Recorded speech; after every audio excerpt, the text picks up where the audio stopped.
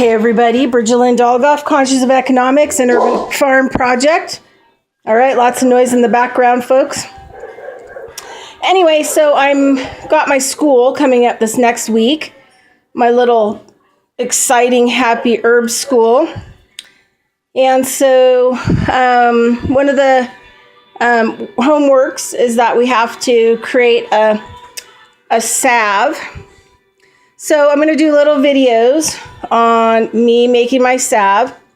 So I at one of my urban farm project builds, backyard builds, that's not in use anymore, but there's a couple herbs that are still growing.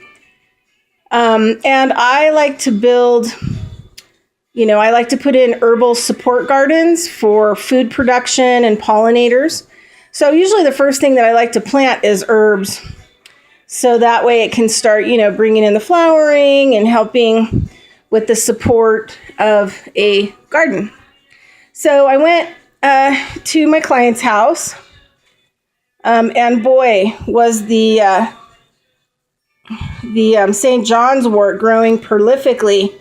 Was amazing. It's almost like the plant knew that I was going to need it and I was going to work with it, 6 years ago, and it just grew crazy for me. And so I went over there and picked it, was excited that I actually planted it and I could collect it and make my salve.